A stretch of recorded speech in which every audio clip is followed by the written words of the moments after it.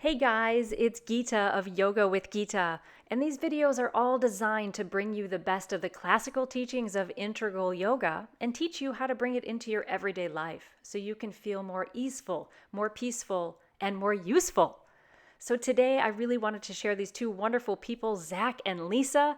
Zach and Lisa are two of my yoga students, and they're going to share their stories of burnout, stress, coping with cancer, and the high performance of being a classical musician, and how yoga helped them to recover and find a new way to build strength, resiliency, and how yoga is teaching them how to live life on their own terms. I do want to give you a little bit of a heads up that this is a very adult conversation, and we do deal with some heavy adult stuff. And on occasion, we let a very light-hearted swear word fly. So if you have little ones around, feel free to pop in your headphones. My name is Zach. I am based in Burlington, Vermont, and I have two dual career paths, both as a development professional in the nonprofit world and also as a professional classical musician. My journey into yoga and my journey of yoga has not been roses and sunshine. It has been hard work, but it's been very rewarding. And I've gotten on the horse many times, and I've fallen off the horse many times. And I will continue to get on the horse and fall off the horse for however long I am on this planet. But I originally came to the practice of yoga through Gita, honestly, before I was ready for it, before I was ready to dive into it, which she did intentionally. I mean, it was an introduction. I know she looks around. It was an introduction, planting the seeds so that I would be exposed, and then over time, I would kind of realize that this is something that is really essential to my nature as a human being, to continuing to find my nature as a human being. I mean, there's so much noise both within ourselves and in the world around us. I mean, look at my office. I mean, look at the noise behind me. I mean, look at the noise of the shirt. There's so much noise. And the one thing that yoga does is it turns down the static a little bit, and it helps you hear the signal just a little bit clearer. And those small, very profound and hard earned shifts have helped set me on new paths in life, and trusting myself and not doing what somebody else wants me to do just because that's what they want me to do. Um, and not to say that I'm this enlightened yogi, because I'm not. I struggle, but yoga has given me so much awareness to take a moment to pause and just to be able to say, I'm spiraling, but I realize that I'm spiraling. I see that this is happening. I'm not really in a position to fix it right now, but I know that this isn't me, and I'm just going to watch this happen. And that has been huge, just to have that that voice in the middle of a really difficult period where it feels like everything's impossible and nothing's going right and there's so many challenges and all these kinds of things. Just to be able to look at yourself in that moment and say, wow, this is what's happening. I don't have a solution, but this is what's happening. So that's a little bit about me and my journey of yoga thus far, 26 years into this life. So anyway, my name's Lisa. I'm 55. And now I'm a mom of two incredible kids who are now in college.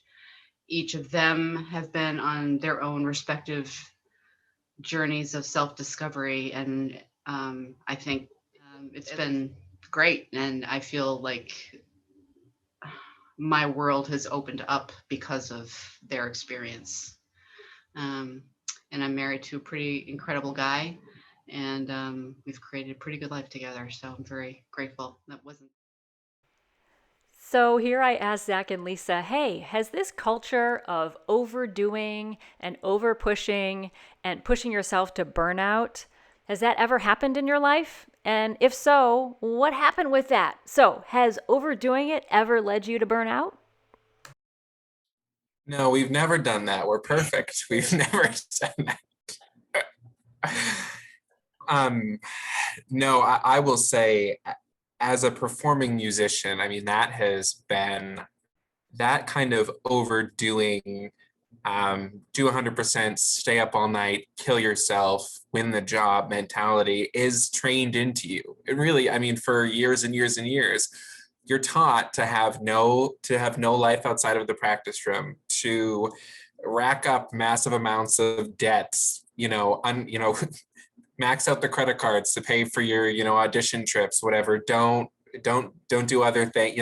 It's all, very much that dialogue. And I was, and still I'll say, I'm not recovered, but I was caught in that for so many years. And thankfully, I'm starting to see that it's not serving me anymore. And interestingly enough, that cycle of burnout and despair, and then I'm going to try the exact same thing again, and maybe it will be different. I mean, eventually you get to a point where you just can't do that anymore. And for a lot of musicians, that means that maybe that works, you get the job, you have that thing, and then what do? You end up in your 40s, really, injured, dependent on substances, because, that high that we're used to chasing from the performance eventually diminishes when you've been doing it night after night, for how many years, and then you turn to other substances to get that high because that's what you need to keep going. It really is a cycle of addiction, and to get out of that has been so challenging. But just to take the time to soak. And I'm using that term because I had a wonderful mentor in graduate school who caught me in that cycle. And I was preparing for an audition, and I said, I keep, this same excerpt I have so much trouble with, and it never gets better. And here's what I'm doing, and here's what I'm doing. And he looked at me and he said, well, you need soak time. You need time away from it to absorb. And one thing that yoga, amongst other things, one thing that yoga has really shown me is that that kind of release and relaxation and trust and knowledge that 110% all the time is not going to get you what you want. It's going to get you hurt. Has been really transformative in my life, and transformative to my approach to music, my approach to teaching music, my approach to everything. Like I said, I'm not enlightened. I'm not, I wish I did more of what I'm saying, but I've become aware that this is what needs to happen. I'm so happy that you're only 26 and you've figured this out. I haven't figured anything out. I haven't figured anything. Trust me, there's plenty that's going on in my life that is not beautiful, centered awareness. There's plenty of craziness. This is maybe 2 minutes of my day where I'm thinking correctly. But those 2 minutes are 2 more minutes than I had before. It is such a gift though when you can find it. So I'm just thinking back when I was 26, I couldn't even I couldn't breathe. It was horrible. But just for a little bit of context, so I went to college in the 80s during Reagan, at a pretty decent college where people majored in economics because they were going to get a job on Wall Street and make a ton of money, and that was the norm. That was the expectation. It wasn't either you were going to be successful as defined by that box, or good luck. Who knows what's going to happen to you? So, I tried that, and some various permutations of it, and found myself in the consulting world at one of the big Beltway bandits down in DC, churning and churning and churning, the expectation being that you don't work 40 hours a week, you're billing. So you bill as much as you can. And, you have to do your own business development. So I'm writing proposals staying at the office overnight and churning and churning and churning. And, eventually you become addicted to it. I think you use the words. It becomes something that you want to strive for the success. I want to get the promotion. I want to get the raise. I want people to report to me. I want more clients. I'm going to get the win and blah, blah, blah, blah. And, after a certain amount of years, you kind of realize that, whoa, this is getting me nowhere fast. And in fact, it's making me sick. Um, and kind of my first awakening to that made me realize that corporate stuff wasn't for the purpose of making money, wasn't the deal.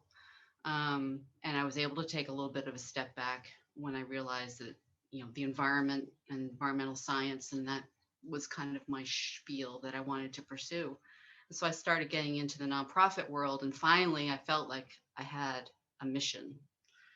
And I could tap my business sense, and any drive that was remaining after that chaos to help, further the good of whatever organization that I was working for. But even that got to be too hard because you're constantly looking for money because you got to pay for something. And that also became to be a huge burden. It wasn't nearly the way it was when I was doing the consulting gig, but finally decided that, oh, I'm going to take it easy. I'm going to become a teacher. So I went back to school, graduate degree number 2, just trying to find, my place in the world. And I found out that I actually loved teaching, but all of the political and institutional crapola that comes along with that, it just wasn't worth it. And I could feel my insides breaking apart, literally, and just not taking care of myself, to the point where I finally said, I'm done. I can't do it. I need a break.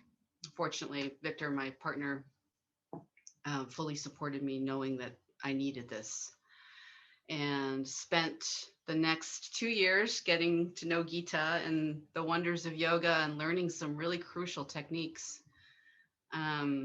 Because shortly thereafter, I found out I had cancer. And I'm pretty convinced that the craziness of my world, my professional life, brought me to that point. I mean, I'm genetically disposed to it anyway, so it was probably going to happen anyway, but it may have accelerated a bit. But thanks to what I had learned from Gita about breathing and taking a step back and not feeling like I have to do everything in my power to live the way that society wants me to live, that I can actually, and maybe not even continue living. Not that I was choosing that. I'm just saying, cancer is cancer. Any disease is a disease. And if I end up by not making it through, then so be it. But I found peace in kind of that internal deliberation of, what is this thing that I've got, and what does it mean? I'm gonna work. I'm gonna do what I can, but really not being about it. And it's very freeing. That was the most incredible thing about it, was I could just be. And I've taken that since then. I've taken all those lessons. I can't believe that was only 3 years ago. Continued to build on them. And now I'm working in the school system again. I tried it again, but not as a teacher, as a classroom teacher. I'm a teacher one-on-one, where I really get to develop relationships with the kids. And it's so much more fulfilling, and you feel like you're really, truly, it's been good. And now I'm ready for the next step in my journey. Wow, thank you, Lisa, for sharing that story journey through. It's really, really tremendous. And what I think the through line here that I hear both of you saying is that truly strength then seems to be this resiliency, and this resiliency then enables you to navigate wherever you are, whether you're in your 20s, 30s, 40s, or 50s, gives you that resiliency so that that strength is guiding you to who you really are. Which is a very different type of strength than we think of, you know, being able to lift a certain amount of weight or having a certain type of body physique or having a certain career status.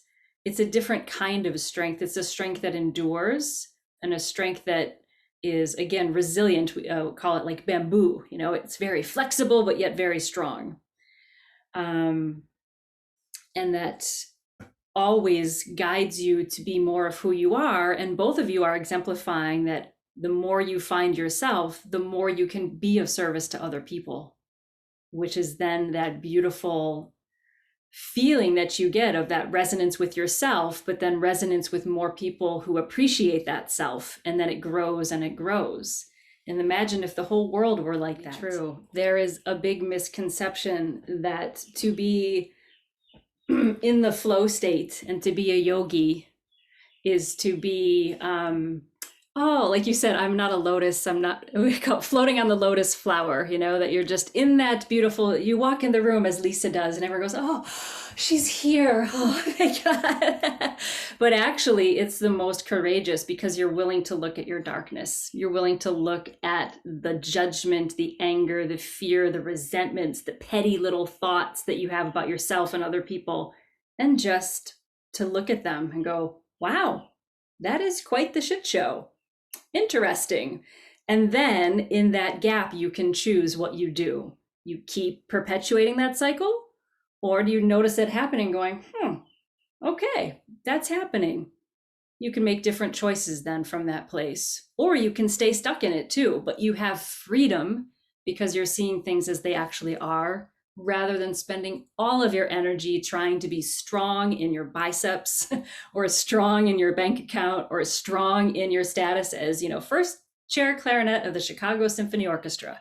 That used to be my dream. But you're not strong in those ways. You're strong because you're authentic, you're real, you're present, you're compassionate with yourself and with others, and you're living to serve yourself, your highest self, and the highest good of everyone else.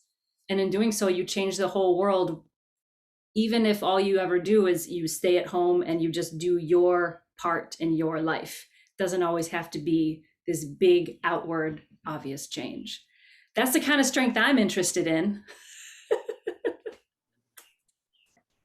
Don't be afraid, because yoga is it's a lifetime journey. It's a lifetime practice, maybe multiple lifetimes. I mean, it takes a lot of work, and you might fail the first time. You might, or fail, we're not even going to use that word because that doesn't exist here in yoga, but you might drift from your practice and come back to your practice. You may drift again for a longer period of time and come back.